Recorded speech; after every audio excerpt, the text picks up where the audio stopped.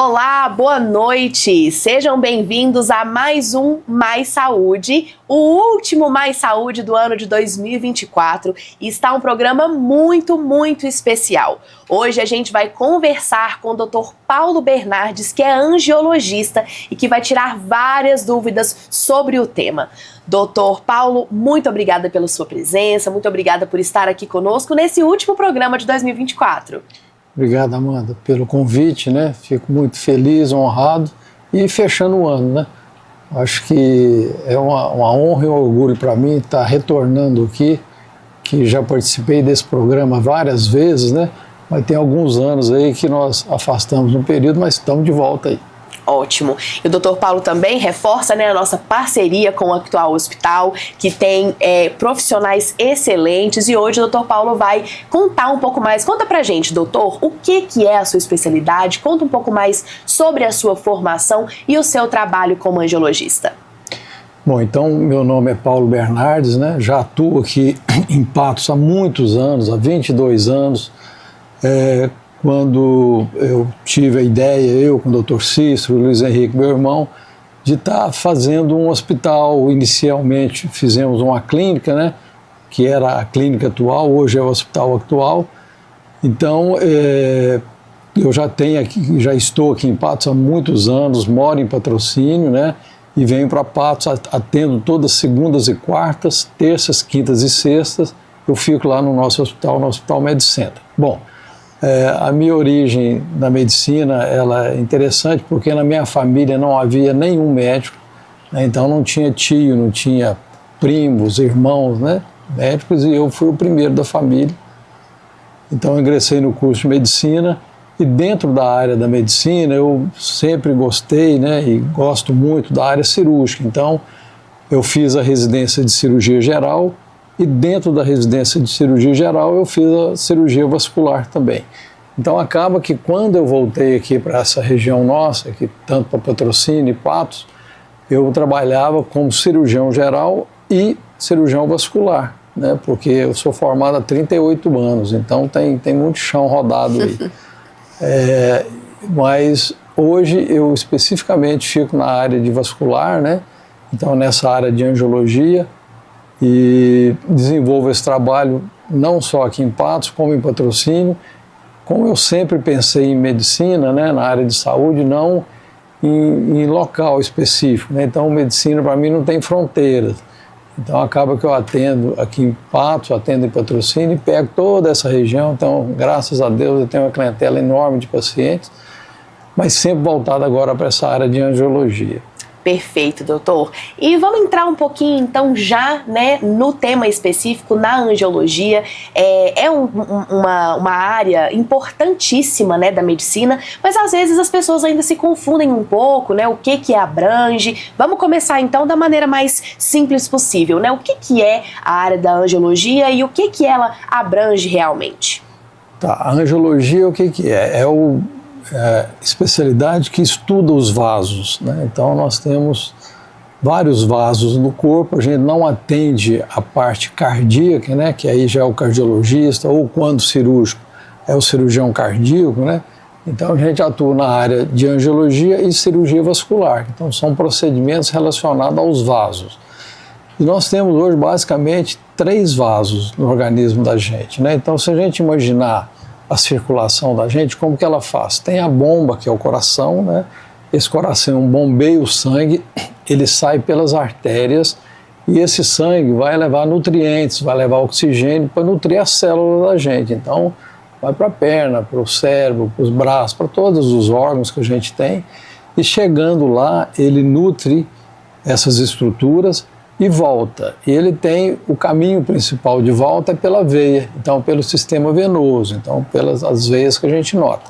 A artéria é o vaso que quando você põe o dedo, que você sente que está pulsando, o sangue ele está indo. E a veia é o vaso que está trazendo o sangue de volta, né? Então ele vai trazer lá, passar no fígado, vai passar no rim, vai para o pulmão oxigenar e volta todo já renovado para o coração para ele mandar de volta para o corpo, tá?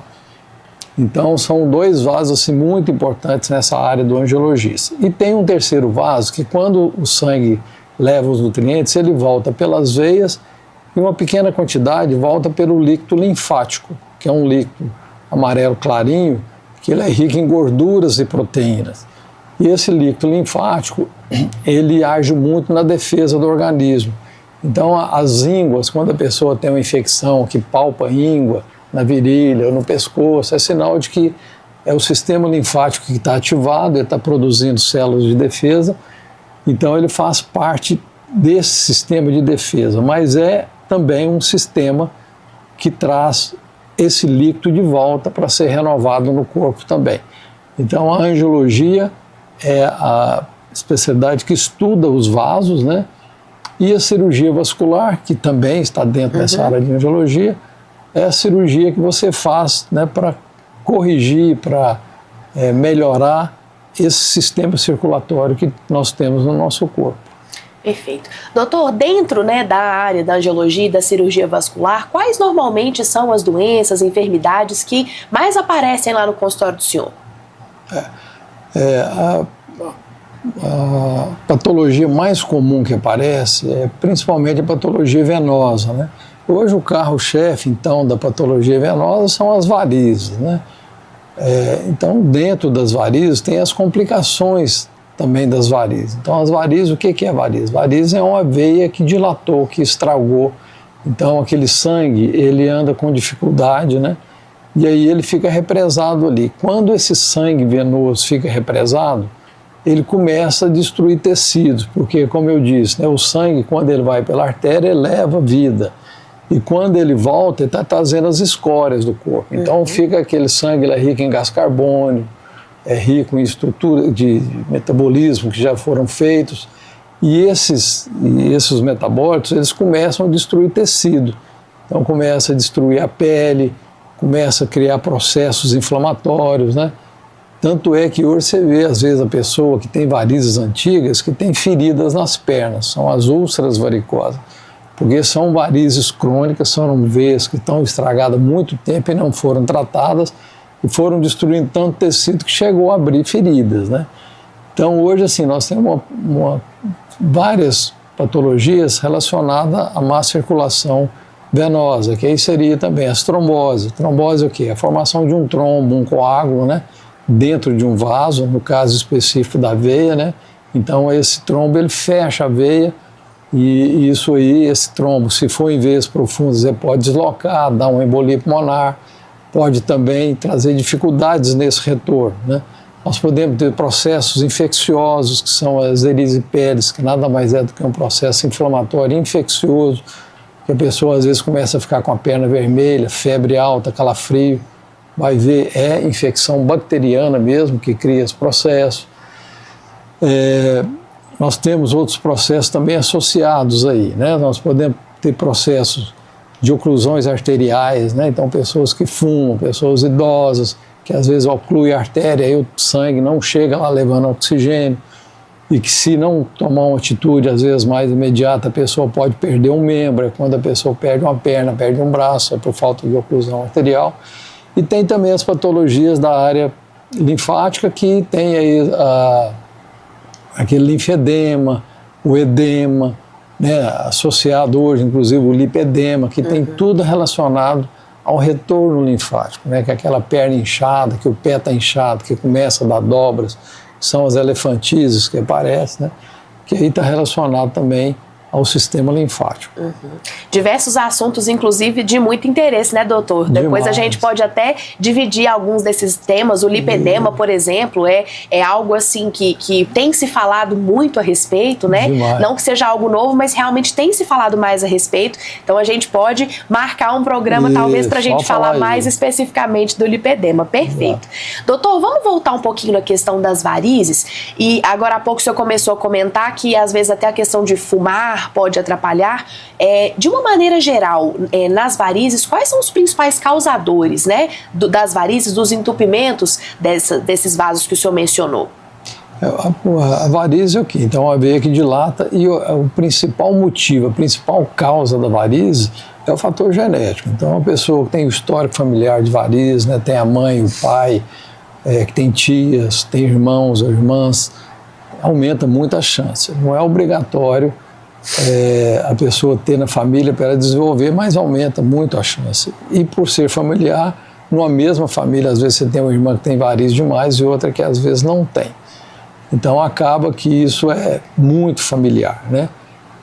E essas questões das varizes, as complicações, elas vão advindo com o tempo. Então, assim, tem pessoas que têm natureza de formar coágulo, né? Que são as trombofilias, que também é uma doença familiar, que é uma alteração na cadeia de coagulação, que aí essa pessoa ela tem facilidade de formar trombos, coágulos, né? Associado a isso, o uso de anticoncepcional na mulher, o sedentarismo, a obesidade, mais alguns outros fatores, tudo isso somado, a pessoa pode desenvolver um quadro de oclusão, né, de ter uma trombose. A questão do cigarro, ele age muito no sistema arterial, ele quase não age no venoso. Perfeito. Então, a pessoa que fuma muito e pessoa que tem diabetes, então, assim, às vezes eu vejo um paciente que chega no consultório que ele é diabético e fuma. Aí eu falo, ó, isso aí é bomba relógio, vai explodir a qualquer momento. Não pode, são associações terríveis, né, o tabagismo com diabetes, que aí vão levando oclusões não só nas artérias de grosso calibre, como nas artérias também distais, aquelas que nutrem lá nas células, né? Então são coisas assim que acontecem, que vão evoluindo. Por isso que você diz, né, que essa área é muito importante, que tem muitas patologias, muitas doenças, e que é muito importante esse programa até para isso, para a gente estar podendo informar e alertar as pessoas para esses problemas que são muito extensos. Sem dúvida nenhuma. Bom, já a gente vai voltar para falar um pouco mais sobre diagnósticos, tratamentos, o que pode ser feito nesse sentido dentro da angiologia e da cirurgia vascular. Então, daqui a pouquinho a gente está de volta, fica aí que a gente já está aqui. Olá, olá, sejam bem-vindos de volta ao último Mais Saúde de 2024, hoje com o Dr. Paulo Bernardes falando sobre angiologia e cirurgia vascular. Doutor, continuando então o nosso papo, conta pra gente, chegou lá o paciente no seu consultório apresentando problemas relacionados, né, às veias, aos vasos, como que funciona, né, o seu atendimento, né, o que o senhor vai fazer a partir da queixa do paciente? Ok. Então, assim, é uma variedade de clientes que eu tenho, né, de várias patologias. Então, assim, vamos falar primeiro, né, o paciente que chega no seu consultório, a primeira coisa que você tem que ter é esse cuidado de ouvir bem o paciente, né? Então, ver sua queixa, prestar bem atenção, o que ele está te relatando, porque, na verdade, é o seguinte, o paciente, ele chega falando para você a doença que ele tem. Então você tem que estar atento, e isso aí vai muito da formação da gente, né? E vai muito da experiência. Então assim, é super comum do paciente ir contando as histórias e você já ir encaixando aquela história dele dentro do diagnóstico. Então ele está te contando, ele não sabe te falar as palavras corretas, mas ele já te dá uma ideia do que ele tem. Então é muito importante ouvir bem a pessoa. Segundo, aí depois, dependendo do que ele te fala, aí você vai fazer a avaliação clínica dele, né? Então, nessa história dele, você vai ouvir como que começou, quando, o histórico familiar, se já teve passado prévio dessa doença, e depois no exame físico é muito importante você estar examinando com cuidado. Hoje, eu já sou um médico um pouco mais antigo, né? Então eu falo assim, hoje você tem que pôr a mão no paciente, você tem que examinar ele, né? Hoje a gente nota que tem muito médico que está voltando muito para exame. E que eu sempre falo, o exame ele complementa a impressão diagnóstica, né? Então, tanto é que ele chama exame complementar. E hoje a gente está vendo que o médico já está começando a tratar o exame, não o paciente. Então, assim, fazer uma anamnese bem feita, que é ouvir bem a história do paciente, fazer um exame físico bem feito dele, pôr a mão no paciente, palpar, sentir o que tem. Nós temos a obrigação, o direito de examinar bem esse paciente. Então, se precisar de colocar o dedo nos orifícios, coloque, ouve, vê se sente dor, presta bem essa atenção na história e no exame físico. Isso é super importante. Aí, a partir disso, você vai fazer os exames complementares, né? Então, um paciente hoje que tem, por exemplo, um problema de varizes, então eu ouço tudo isso, faço o exame físico, coloco numa luz bem colocada, né, para você ver direitinho. Hoje nós temos equipamentos que você olha, né? Então hoje você tem a realidade aumentada, que é tipo que vem, que você joga uma luz na pele, a pessoa vê o desenho do vaso, né? Você vê a estrutura da pele, se essa pele não está comprometida, se ela é uma pele que está evoluindo para formar uma úlcera, se tem algum sinal de processo inflamatório, né? Você faz bem esse exame físico. E com esse exame físico você tem uma ideia do que está acontecendo aqui por fora. Quando o paciente ele tem um processo de varizes, que é um processo venoso, eu gosto sempre que marca a consulta e já marca o duplex. O duplex é o que é? O duplex é um ultrassom a cores com Doppler e que ele vai me mostrar o que está acontecendo lá para dentro. Então, o duplex são os olhos do cirurgião vascular e do angiologista que olha lá dentro. Então, é muito difícil você dar diagnóstico olhando só do lado de fora. Então, você leva esse paciente para a sala do duplex, examina ele, vê as veias profundas, vê as safenas, vê se tem perfurantes alteradas, se tem refluxos. Aí sim você vai ter uma história clínica, um exame físico bem feito e um exame complementar de suma importância, que é o duplex scan. Então, com toda essa estrutura que você tem na mão, você pode fornecer para o paciente as oportunidades de tratamento.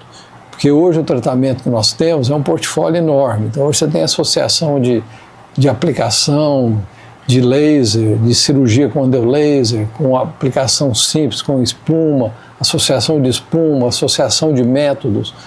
Então hoje você tem um portfólio enorme para fazer o tratamento do seu paciente.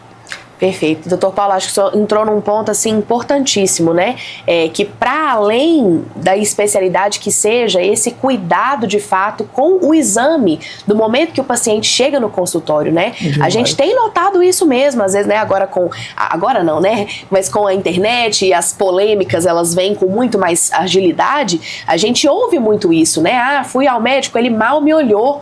Né? Então, realmente, o senhor tocou num ponto assim, importantíssimo, que o paciente ele realmente quer ser ouvido, ele quer ser atendido, né? Para que realmente o problema seja diagnosticado, né, doutor? E se a gente quiser dar o diagnóstico, nós temos que ouvir ele, porque ele é que vai falar para a gente, ele vai falar da forma dele e nós temos que interpretar isso, né?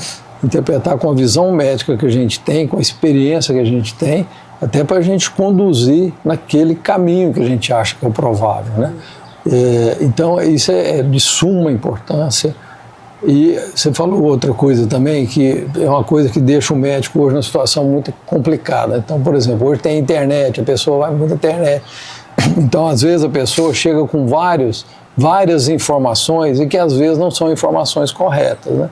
Então é importante também o paciente, quando ele procurar um médico, saber qual médico ele está indo e confiar no médico. Então tem que ter referência, mas você tem que confiar nele, porque a informação dele não é a informação de uma internet. A informação dele é a informação de 6 anos de medicina e mais 3, 4, 5, 6 anos de residência e mais 30 anos de formação, né, de convívio com isso. Então, o conhecimento dele é muito maior do que um artigozinho de uma internet. Então, isso é um cuidado que tem que ter e às vezes traz muita insegurança, não só para o paciente, como para o médico. Então, quando você procurar um médico, procura um médico que você confie e ouça o que ele fala. Doutor Google não é médico, né? A gente precisa sempre se lembrar disso. Excelente apontamento, doutor. Doutor, em relação ao tratamento das varizes, né? Então, chegaram no consultório, foi diagnosticado que realmente o problema são as varizes, fez então o exame duplex, o que é feito a partir daí? Tá, então aí fez o duplex, deu o diagnóstico do paciente. Por exemplo, quando o paciente hoje tem alterações nas safenas, que são safenas dilatadas, que ela já não conduz mais o sangue, você tem que fazer um procedimento cirúrgico. Até pouco tempo atrás, a gente fazia aquela técnica de cortar, né? Então você cortava ali na junção da safena, que é na virilha, desconectava a safena da femoral, passava tipo um flebo extrator, que é tipo um cabo de aço, que você passa por dentro da safena, amarrava lá embaixo e arrancava a safena, né? Então, hoje, o tratamento cirúrgico de safena a gente já faz com a técnica do endolaser. A técnica do endolaser, o que é? É uma fibra de laser que você não precisa cortar o paciente, você punciona a safena, geralmente para baixo do joelho, passa essa fibra de laser por dentro da safena, seguido com ultrassom, né? No bloco cirúrgico a gente usa o ultrassom para operar. Sim.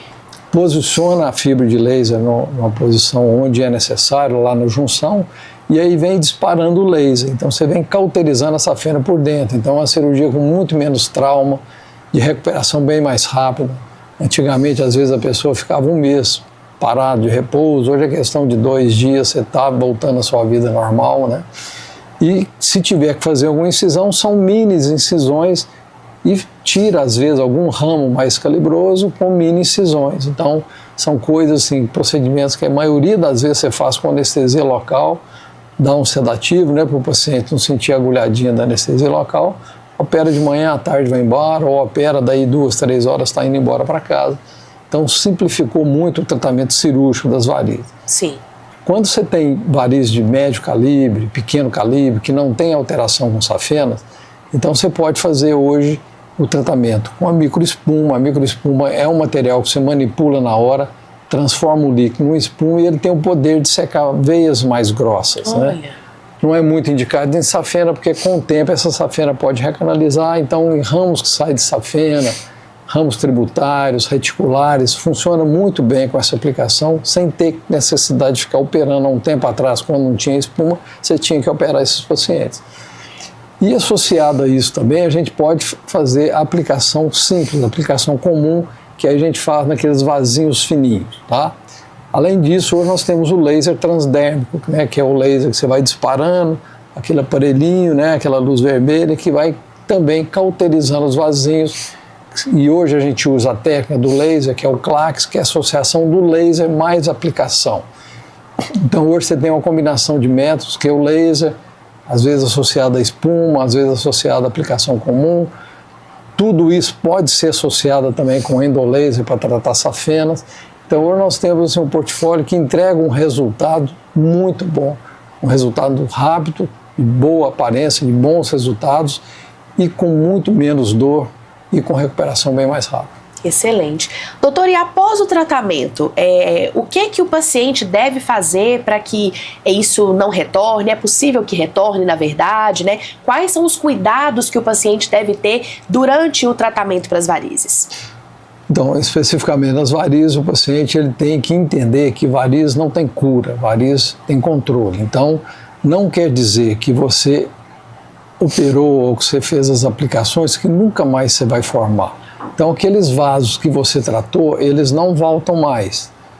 O organismo absorveu, acabou. Só que dali para frente é uma vida nova. Então, um vaso que é normal em você hoje, daqui 1 ano, 2 anos, 10 anos, você pode dilatar e virar uma variz. Então, eu sempre recomendo, principalmente tratamento mais prolongados, extensos, que a cada 6 meses, 8 meses ou 1 ano, o paciente volta para uma reavaliação.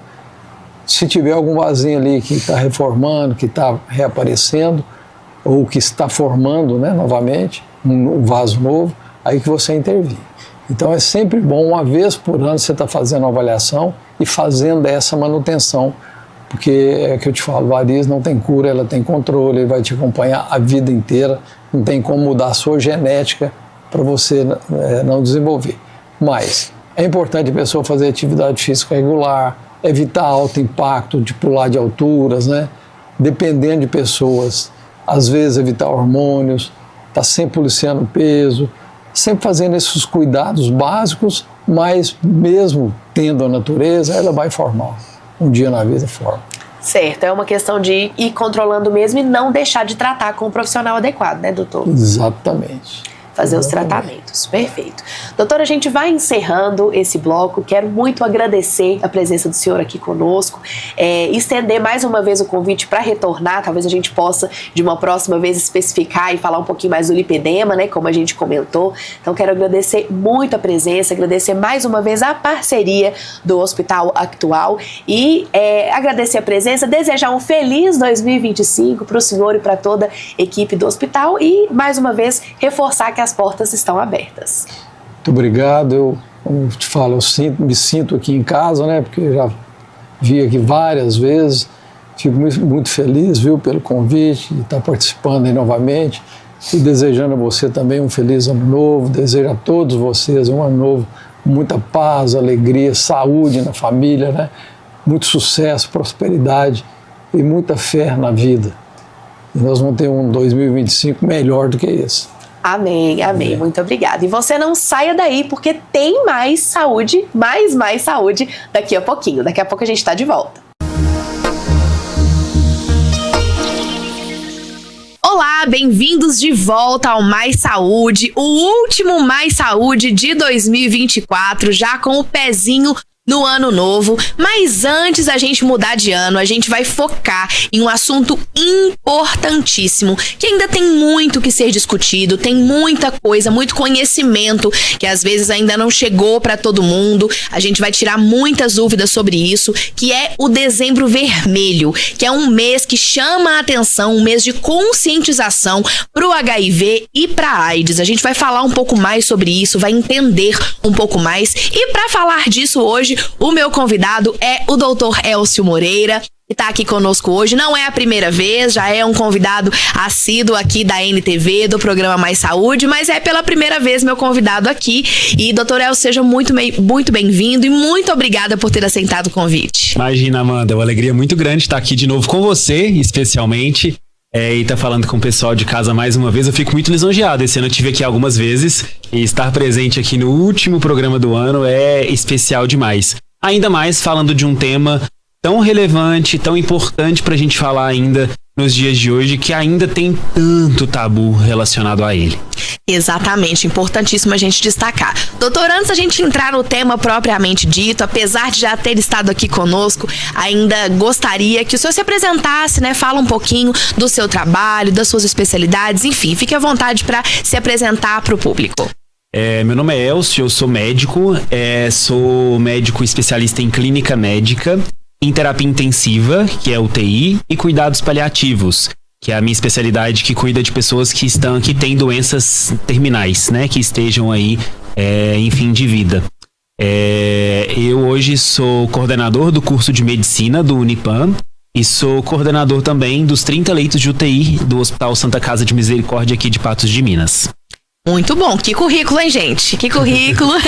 Doutor, muito obrigada. Muito trabalho. Eu tô, inclusive, muito feliz também, porque eu já conheço o Elcio, vou chamar ele de doutor pela referência, mas já conheço o Elcio há muitos anos, né? A gente tem uma amizade, então fico muito feliz de poder realmente falar com o senhor hoje, e especialmente, né, como já foi reforçado, sobre esse tema que é muito importante. Doutor, eu queria que a gente voltasse um pouquinho, antes da gente entrar na campanha do Dezembro Vermelho especificamente, e a gente pudesse falar um pouco sobre a doença, sobre a questão do vírus, até mesmo relembrar um pouco do histórico, né? Porque é uma doença relativamente nova ainda, sim, né? E além disso, é uma doença que ainda tem muitos tabus, que ainda tem muitas coisas a serem discutidas. Então vamos relembrar um pouco, né, desse histórico da AIDS, do HIV. Vamos falar um pouco sobre isso pra gente poder dar o pontapé nesse tema.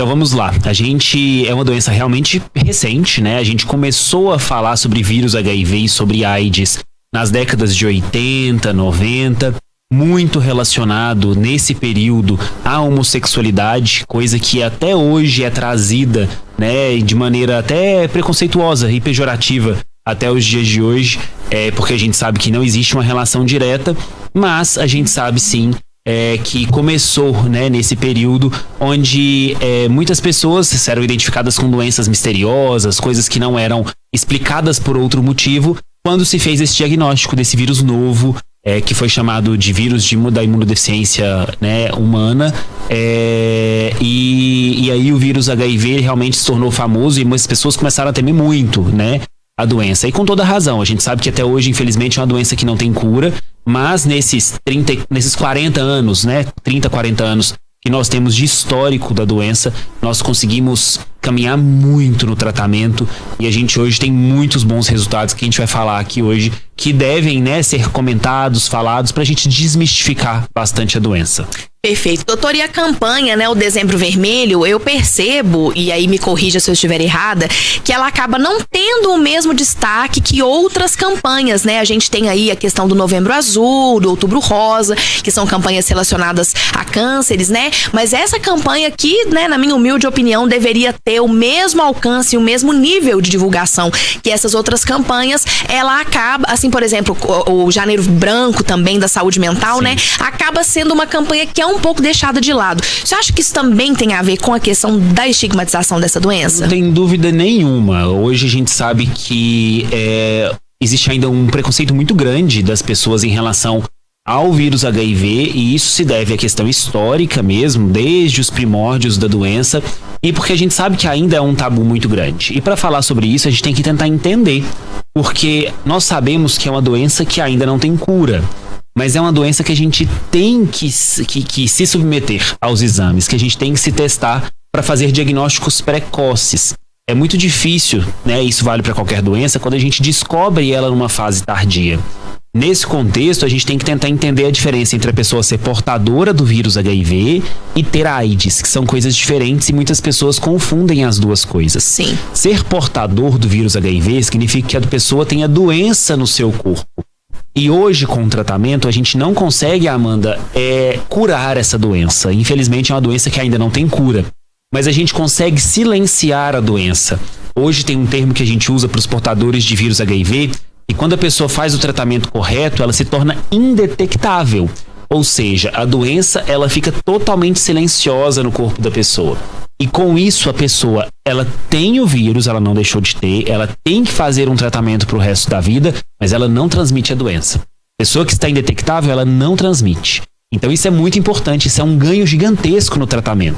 Até porque existem muitos casais que vivem, uma das pessoas do casal portadora do vírus HIV e a outra pessoa soro negativa. É o que a gente chama de soro divergência, né? Uhum. As pessoas, uma pessoa positiva, outra pessoa negativa, vivendo um relacionamento.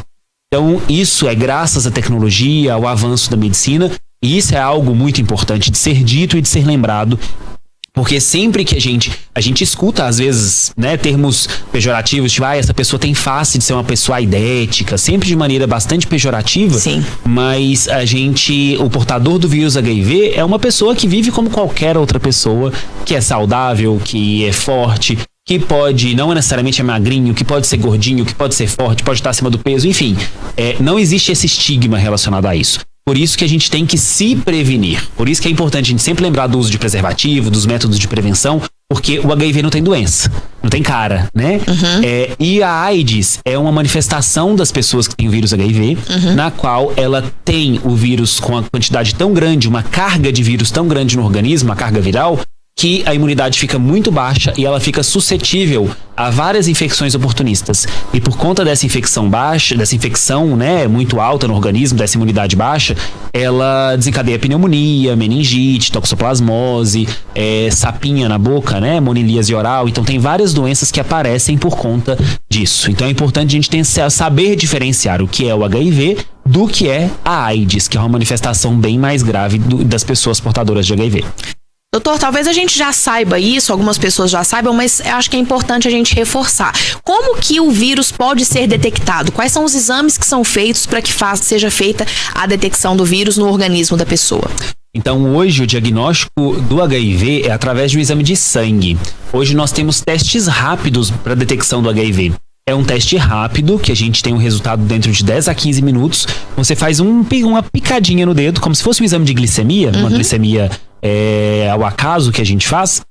A gente fura o dedo, coloca numa fitinha e dentro de 10, 15 minutos a gente tem o resultado, positivo ou negativo. E hoje a gente consegue ter a confirmação até somente com os testes rápidos. A gente fazendo 2 testes rápidos, a gente teria já a confirmação da doença. Depois a gente tem que fazer outros exames de sangue pra gente depois fazer a confirmação e estratificação da doença, mas somente com esses testes é possível a gente fazer o diagnóstico. E é por isso que é tão importante a gente lembrar as pessoas de se testarem. Hoje esse teste, Amanda, ele está disponível em toda a unidade de saúde, as unidades básicas de saúde e também na UPA. Nos hospitais privados, nos laboratórios. Então é muito importante a pessoa fazer o teste junto com seus exames de rotina, porque todo mundo que tem relação ou que tem contato com sangue e secreções de outras pessoas, tem risco de desenvolver a doença.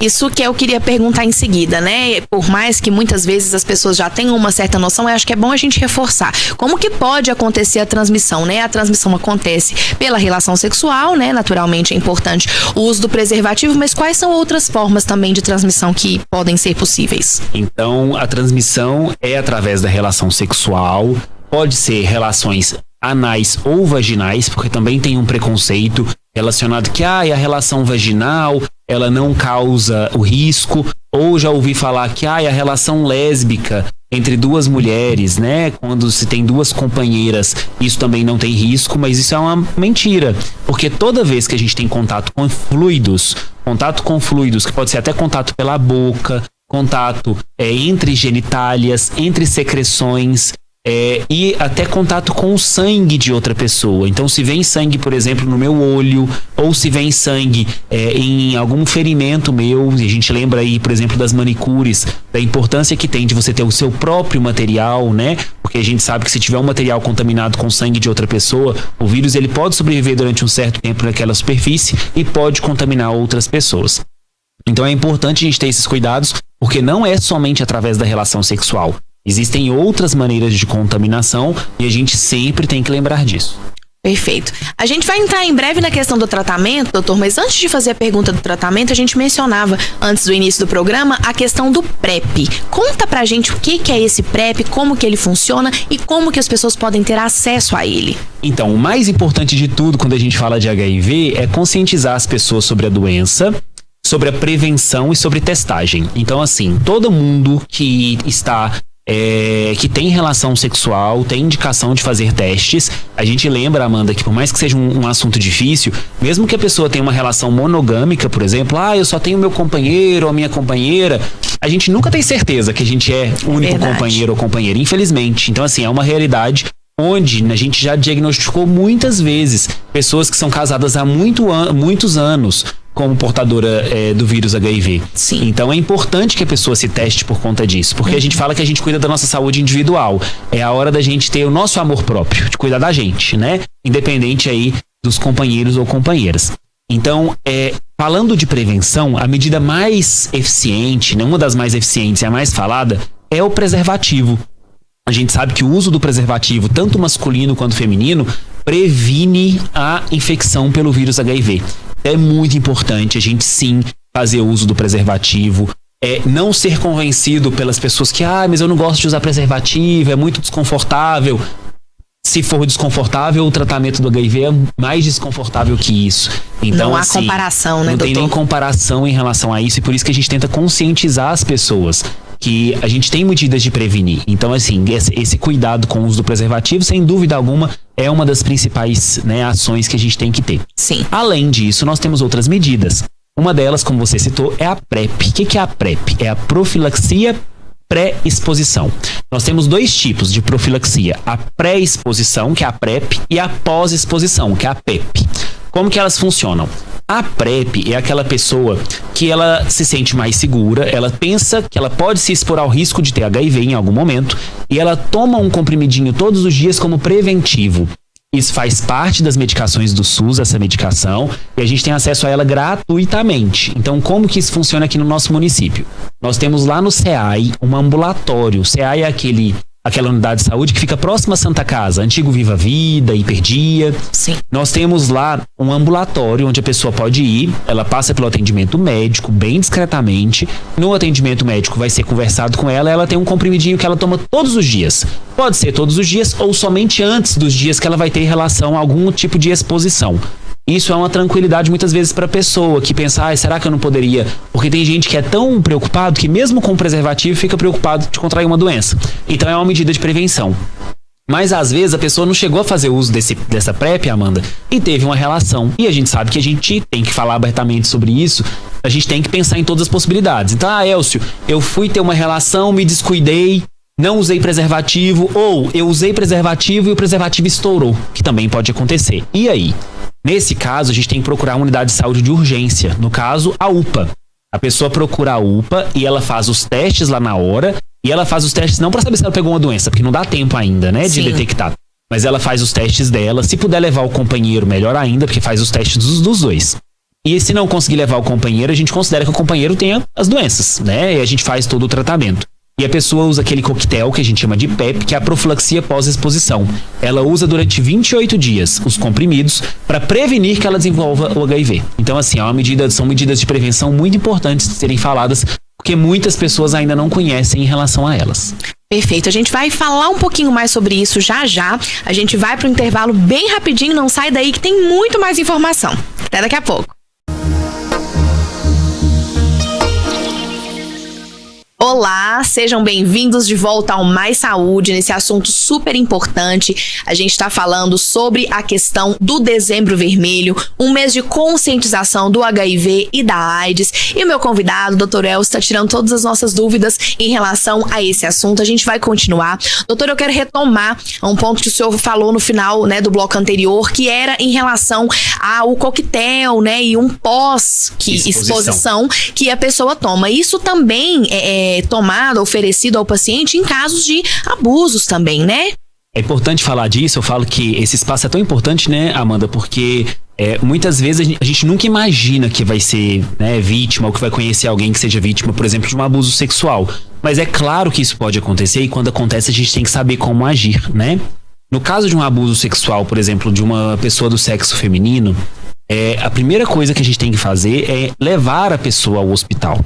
Quando a gente leva a pessoa ao hospital, pelo nosso fluxo aqui em Patos de Minas, o atendimento de vítimas de abuso sexual ele é feito inicialmente no hospital regional, onde essa pessoa passa por uma avaliação médica, como um corpo todo, e uma avaliação também genital, porque muitas vezes a pessoa tem lesões, lacerações, e a gente considera, se a gente conseguir fazer exames da pessoa que foi o abusador, a gente faz os exames dela, mas muitas vezes a gente não tem acesso a essa pessoa, né?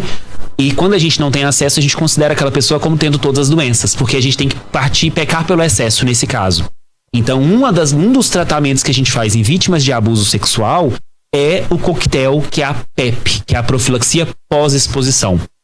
A pessoa toma essas medicações durante 28 dias e fazendo uso dessa medicação, uma por dia durante 28 dias, mesmo que aquela pessoa que foi o abusador seja positivo para o vírus HIV, a gente inibe esse vírus e evita que aquela pessoa ela se torne positiva para a doença. Então, assim, são tratamentos muito bons e que muda totalmente o curso de vida de uma pessoa. E por isso que é importante demais a gente falar tanto da PrEP, que hoje tem sido cada vez mais falada e mais divulgada, e da PEP também, porque existe recurso tanto numa situação extrema quanto a violência, mas também mesmo após relações em que a gente se submeteu, né, ao risco de maneira aí inadvertida e depois a gente fica preocupado. Ai, meu Deus, e se acontecer alguma coisa? Não, se acontecer, você vai lá, passa pelo atendimento, toma as medicações e tá protegido. Não é mais aquele terror, né, que as pessoas sentiam em relação à doença, aquela ideia de que, nossa, ela é incurável e eu vou morrer e eu vou definhar, né? Existia acho que muita gente ainda pensa dessa maneira e por isso, de fato, é importante a gente reforçar e entender. Inclusive, doutor, acho que a gente poderia entrar nos tratamentos, né? A partir do momento que foi, sim, detectada a presença do vírus, né? Ou até mesmo a doença, no caso já como AIDS, como que funciona o tratamento, né? Quais são os caminhos que os pacientes têm nesses tipos de situações?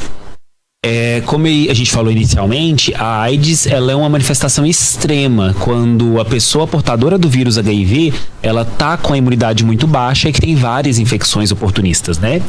É este o paciente que corre risco de morrer por conta do vírus HIV que levou a AIDS. Lembrando que a AIDS em si, ela não mata.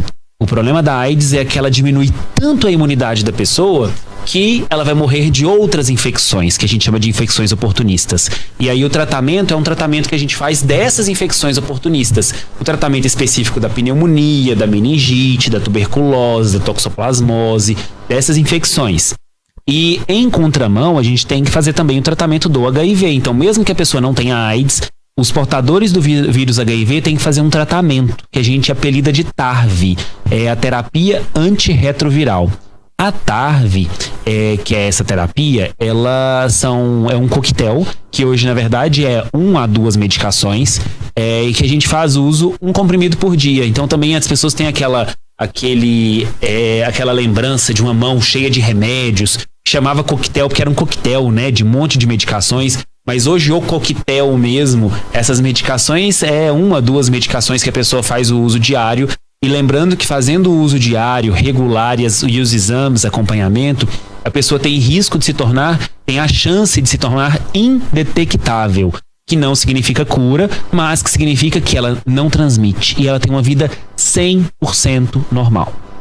É isso, acho que a gente precisa inclusive entrar também nessa questão de ainda ser um estigma e lembrar que as pessoas que têm o vírus, elas vivem realmente de uma maneira normal, né? Não é abraçar, pegar na mão, que vai fazer, não tem que marginalizar essas pessoas, muito pelo contrário, né? A pessoa já tá passando por algo que amedronta e aí ela vai ser levada, né, pra margem da sociedade por algo que não é culpa dela. E é interessante a gente falar que os tratamentos, né, como o senhor mencionou, são muito eficazes hoje em dia. Não é mais aquela coisa de, nossa, HIV, pronto, a minha vida acabou. Então, relembrar, né, que a vida dessas pessoas continua, como o senhor mencionou no início, casais, que muitas vezes uma das pessoas é soropositivo, mantém uma relação e tá tudo bem, né? A vida vai continuando e a gente tem que deixar de achar que essas pessoas não podem viver uma vida normal, né? Nós estamos falando de uma doença que é prevenível. Então a primeira coisa que a gente tem que tomar cuidado é para não adoecer, como tudo na vida, né? A gente faz atividade física, a gente se alimenta bem, a gente tenta ter uma vida saudável, dormir bem, pra gente se tornar saudável. E falar sobre saúde sexual é muito importante, porque a primeira coisa que a gente quer falar é, olha, eu sou saudável, então eu não quero adoecer. Então esse é o primeiro cuidado que a gente tem que ter, sem dúvida nenhuma. Falar de prevenção mesmo. Depois de falar de prevenção, a gente tem que falar de detecção precoce, que é a gente, mesmo que a pessoa esteja sintomática, descobrir. E muitas vezes a pessoa ainda também tem eu vou procurar a doença. A gente não está procurando, a gente está descobrindo ainda numa fase onde é muito mais fácil fazer o tratamento. E aí o HIV, os cânceres, né? Até a hipertensão, diabetes, tudo isso entra dentro desse mesmo nicho. E depois a gente fala do tratamento, né? Da gente evitar que a pessoa tenha realmente um agravo maior e desencadeia em extremos, né? Eu já perdi alguns pacientes com devido ao HIV, à AIDS, e é muito triste, porque muitas vezes são pacientes jovens que têm uma vida toda pela frente e a gente está falando de uma doença prevenível. Então, é tão importante a gente falar sim disso, é tão importante a gente falar sobre saúde sexual, é tão importante a gente falar sobre isso nas escolas, né? Muitas vezes a gente ainda vê tabu sobre isso, mas a gente não está indo nas escolas para incentivar as pessoas a fazerem nada, por exemplo.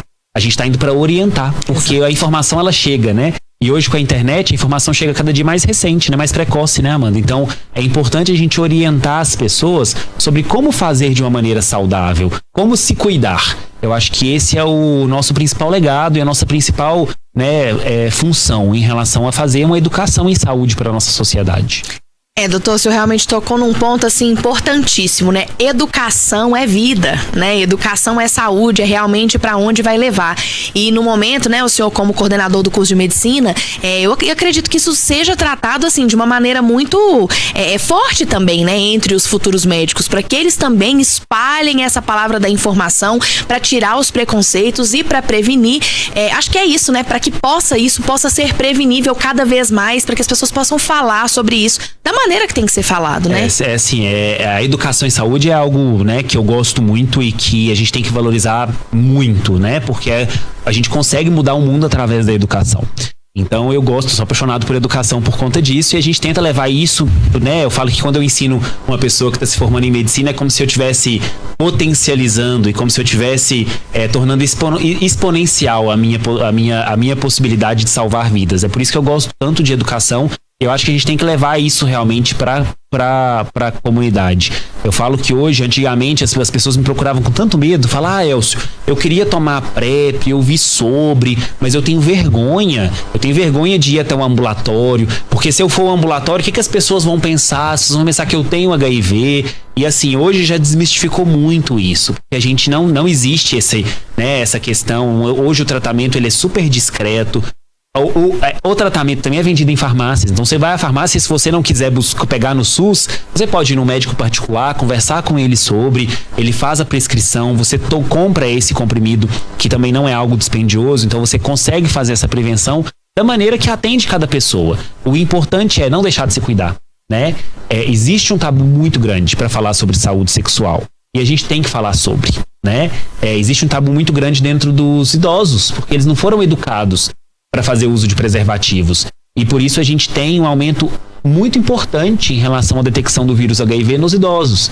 Então é importante a gente falar sobre, porque a gente tem que conscientizar os idosos, os mais jovens, os adultos, os adolescentes, para que essa informação chegue realmente onde precisa.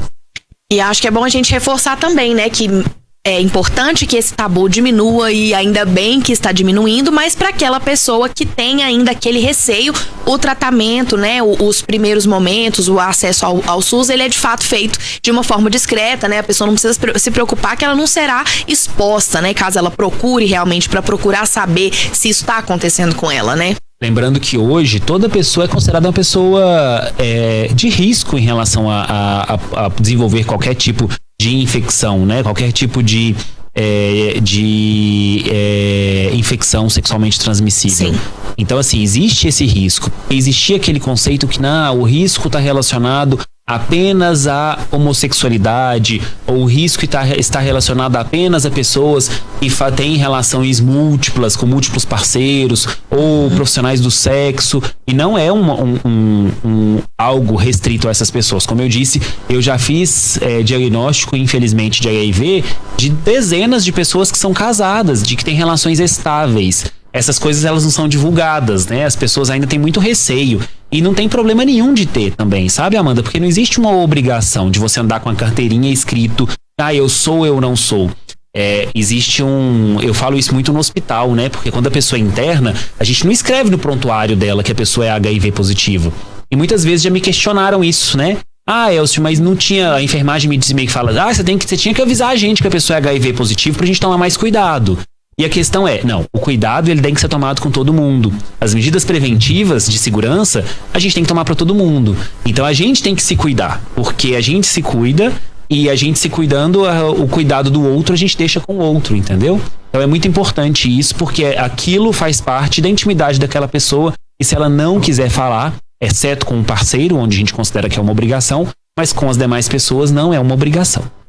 Excelente, doutor. Nossa, muito esclarecedor. Muito obrigada por falar conosco desse tema tão importante. Finalizando, né, mais um ano, o ano de 2024, com esse tema, finalizando o Dezembro Vermelho, e que esse tema realmente possa ser sempre discutido e que as pessoas possam tomar cada vez mais consciência. Muito obrigada pela presença e volte sempre. Muito obrigado, Amanda. Eu agradeço muito aos telespectadores da NTV. Sempre que eu venho aqui, eu recebo muitas fotinhas minhas, e é sempre muito bom saber que, né, o programa tem um alcance tão bom para a nossa comunidade aqui da região, e que a gente pode levar a educação em saúde como educação de qualidade, imparcial, e que é tão importante a gente debater sobre esses temas, que são temas, né, relevantes, mas que são temas ainda que geram um certo desconforto. Então, conversar sobre isso é muito, muito, muito importante mesmo, e a gente está sempre à disposição para vir aqui debater sobre esses assuntos. Muito obrigado pelo convite. Nós agradecemos demais. Eu quero agradecer também a Fofa Elegante, que me vestiu para estar aqui hoje.